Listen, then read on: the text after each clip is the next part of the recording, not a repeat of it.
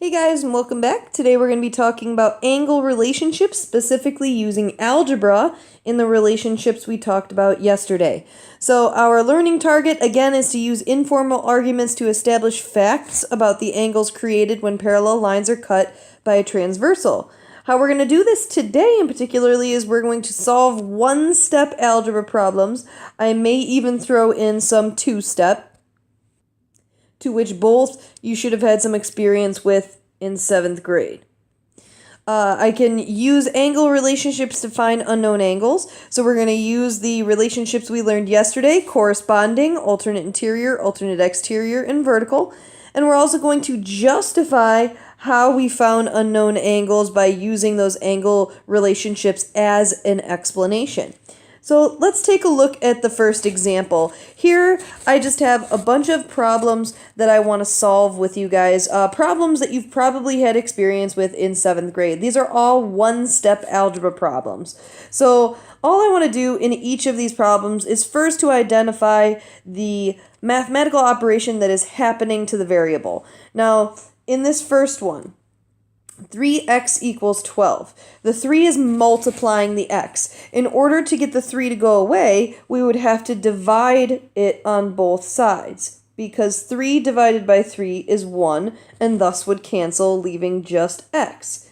Then we're just typing 12 divided by 3 in our calculator, which gives us 4. Second example I have here, the variable n has 7 being added to it.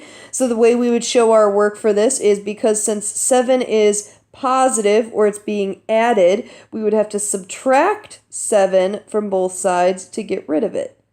So I'm just showing, actually I'm going to do this in a different color.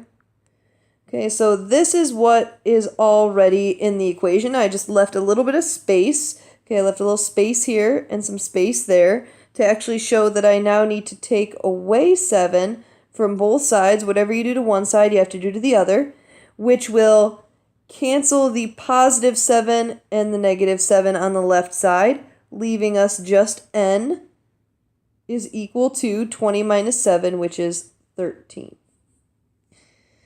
Third example I have here, the mathematical operation that is being done to z is division. So in order to get rid of the division, we would have to multiply by 4 on each side of the equation, getting the 4's to cancel on the left and leaving us with z is equal to 2 times 4, which is 8. Last example I have here, I have p minus 5 equals 12. So this is just like our second example with n plus 7 equals 20, only since we are subtracting 5, originally it says p minus 5. I'm going to leave some space here. Okay, so here's my two spaces. What I'm going to do is I'm going to add 5 to both sides to get the positive and the negative 5 to cancel on the left, leaving me p is equal to 12 plus 5, which is 17. So those were just a couple of quick problems, one-step problems, just to brush you up on what you learned last year. So now I'd like you to apply those 3 example types to these 2 problems. I want you to solve the following equations for the unknown. So the first one you're going to solve for x, and the second one you're going to solve for y.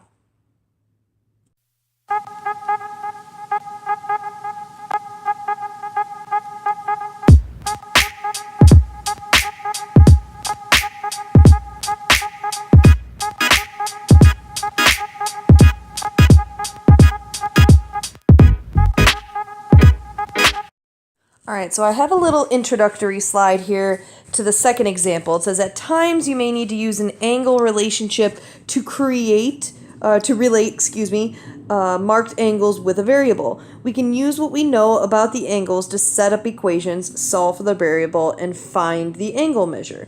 So for instance, in this diagram, the 2 angles that are marked are corresponding. They're both in the upper right-hand corners of their intersection. We know that corresponding angles are congruent.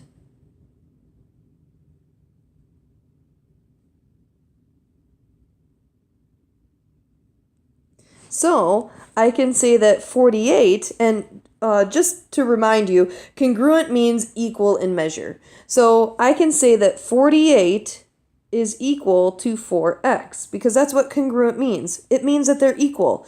So now I've basically set up an equation knowing that these two angles have to be equal to each other because they're corresponding. Now I can solve. So when I divide by 4 on each side to get rid of that 4 next to the x, I have that x is equal to 12. And I should know that both of these angles are equal to 48. If I were to plug the 12 back into the x, 4 times 12 is equal to 48. So I checked my work, and that makes sense. 4 times 12 is equal to 48. So we're going to use these angle relationships to solve for variables in our angles. So let's take a look at the second example. It says, create an equation that relates the following two angles and explain the angle relationship, then solve for x. So I'm going to just mark these two angles that I'm given here, and I'm going to recognize that these two, again, are corresponding.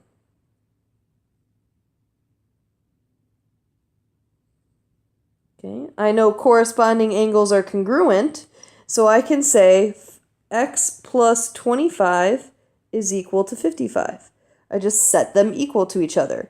And now that I have the equation, I can start to solve. X plus 25, leave a little space, equals 55. Since it's positive 25 plus 25 on the left, I want to subtract 25 from both sides because that will get the 25 to go away, and I'm left with x is equal to 30. Okay, so depending on the angle relationship, which a lot of the angle relationships that we learned yesterday, you would say are equal to each other. So really, you're just locating where the angles are, what the relationship is, and then setting them equal to each other.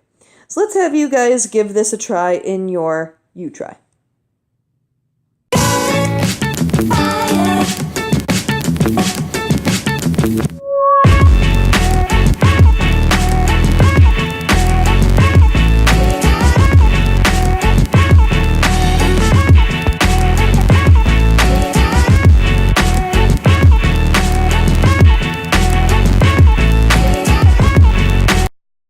All right, so I've got one more example for you guys. It's a little more complex.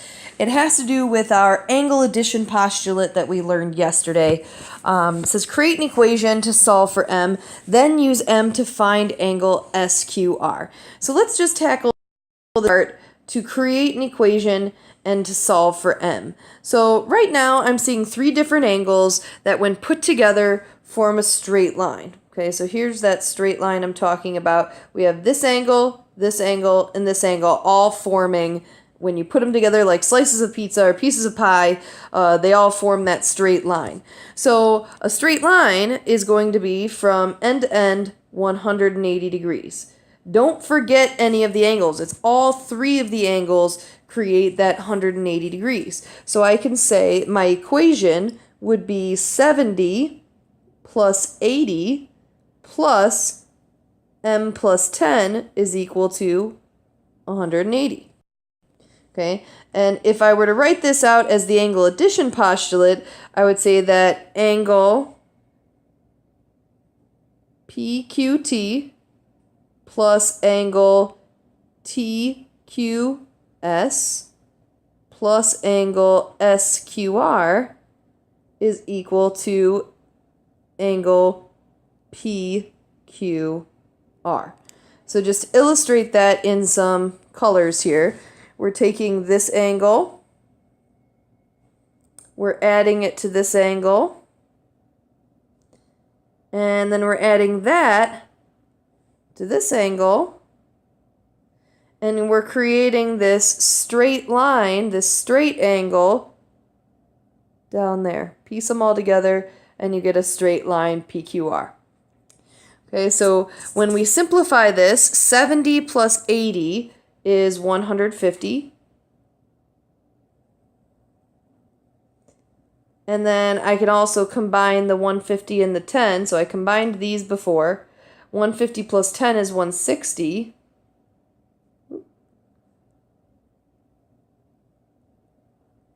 And then I can subtract that 160 from both sides to get m all by itself. Okay, so the positive 160 and the negative 160 will go away, and we're left with m is equal to 120. Now that's part of our solution. Okay, the first part, creating an equation, we did that right here.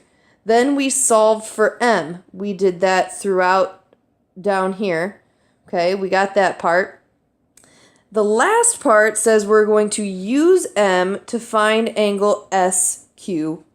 So I want to actually know, what is the degree measurement of this angle right here? Well, the measure of angle SQR is equal to m plus 10. Well, we found out that m was 120. So this is really 120 plus 10, which is equal to 130. So angle SQR is equal to, so from here to here, that's equal to 130 degrees. Okay, so we have all three parts of our problem solved. We have the equation over here, we have what m was solved for over here, and then we have what SQR is solved for over here. Let's have you give this a try in your third U try. Create an equation to solve for y, then use, and sorry, that's a typo, then use y to find angle ABC.